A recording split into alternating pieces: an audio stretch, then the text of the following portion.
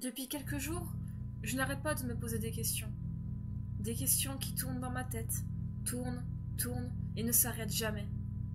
Quand j'en parle à mes amis et mes proches, ils me tapent gentiment l'épaule en me disant que ce n'est sûrement rien, qu'une petite passe de stress arrive à tout le monde, et que de toute manière, si ça s'aggrave, ils seront toujours là pour m'aider. J'ai du mal à y croire. C'est pour ça que j'ai commencé à écrire dans ce carnet. Comme ça, plus personne ne doutera de moi. Du moins, je l'espère. Mais ces derniers temps, tout devient plus flou. N'avez-vous jamais senti le besoin de parler alors que vous étiez seul? Cette sensation d'être suivi, se retourner et ne rien voir. Ou alors poser un objet quelque part, tourner le dos et ne plus le retrouver? Moi si, chaque jour. Ils me prennent pour un fou. Je ne suis pas un. Non, je le jure. Je ne suis pas un putain de taré. Aujourd'hui encore, j'ai ressenti cette envie de fuir à l'autre bout de la pièce. Et puis ce bourdonnement dans les oreilles, ce petit bruit que personne ne remarque quand un silence se pose. À votre avis, la peur du noir, d'où vient-elle? Et le bruit qui court qu'un monstre rôde sous votre lit? Ce n'est pas qu'une invention des parents, j'en suis sûre maintenant. C'est eux. Ils entrent dans votre conscient pour remuer le peu de lucidité qu'il vous reste. Je ne suis pas fou. Le psy essaie de me ramener à la raison, mais c'est un imbécile qui se pense plus intelligent que tout le monde. Je le prouverai. Je vais prouver qu'ils sont là. La semaine dernière, j'avais posé ma fourchette à droite de mon assiette. Je suis allée chercher mes pâtes, et quand je suis revenue, elle était à gauche. Et j'en suis sûre. Enfin, j'en étais sûre. Maintenant, je continue à me poser des questions. J'ai de plus en plus l'impression d'être observée. Mais rapidement. C'est assez bref. Comme un courant d'air froid. Cette fois, c'est vrai. Putain, avant-hier, je regardais la télé et elle s'est mise à grésiller. Oh, n'allez pas me dire que ce n'est rien.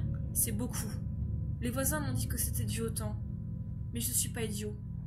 Je le sais, moi, quand c'est étrange. Et puis hier aussi, tiens, en y repensant, j'étais dans mon canapé et je fermais les yeux quelques instants. Mais j'avais l'horrible sensation que quelqu'un était penché au-dessus de mon visage. Et je pouvais presque sentir son souffle froid sur ma peau. Mais quand j'ai ouvert les yeux, rien. Maintenant, je ne dors plus. Je ne sors presque plus. J'ai peur. Enfin, je crois. Je sais plus. Je sais pas. Putain. Et puis pourquoi j'écris dans cette merde de cahier? Il faut qu'il me croie. Il faut que vous me croyiez. Mais qui ça, bordel? Je deviens fou. Ils me rendent fou. Il est 4h25 du matin. Je ne dors toujours pas. J'écoute encore le silence. Je regarde à droite, à gauche. J'essaie d'en voir un. Regarder sous mon lit est maintenant devenu un réflexe naturel. J'ai mon téléphone dans une main et mon journal dans l'autre. Je suis prêt à les prendre en photo à tout instant. Je dois avouer que je ne sais pas vraiment à quoi m'attendre. Un monstre? Un fantôme? J'ai peur, je crois. D'habitude, je ne crois pas aux histoires d'esprit et au paranormal. Je suis quelqu'un de réaliste. Mais il faut se l'avouer, ce ne sont pas juste des putains d'histoires. C'est réel.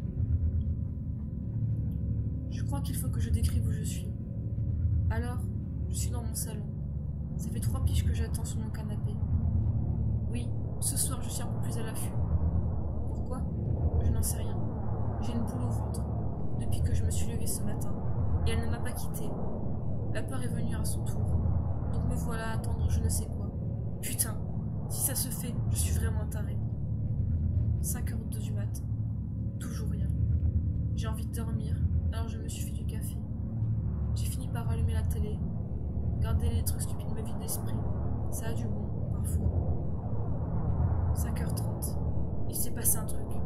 La lumière de la salle de bain, elle n'était pas allumée. Enfin, je crois, vous voyez. Ce doute, il est toujours là dans ma vie. C'est chiant. Je vais devoir. Je prends quand même un couteau de cuisine, au cas où j'ai vraiment l'air idiot. Je suis finalement allée dans la salle de bain. Il n'y avait absolument rien. Rien du tout. Comme d'habitude. C'est bizarre. Je suis sûre d'avoir vu mon reflet cligner des yeux. Mais moi, j'ai pas cligné des yeux. Enfin, je crois. Une étrange affaire s'est déroulée dans une petite banlieue américaine. Un jeune homme âgé seulement de 22 ans a été retrouvé mort dans sa salle de bain, ce matin vers 7 heures. Il avait le crâne écrasé contre sa glace. Apparemment, rien n'indique qu'il s'agisse bien d'un meurtre. Les enquêteurs ne divulguent rien et s'empressent de faire taire les commérages. Ses proches parlent d'une paranoïa qui se serait installée chez ce jeune homme. La seule chose que nous avons pu obtenir est ce carnet. Sur la dernière page, il est marqué en gros « Ne doutez plus ».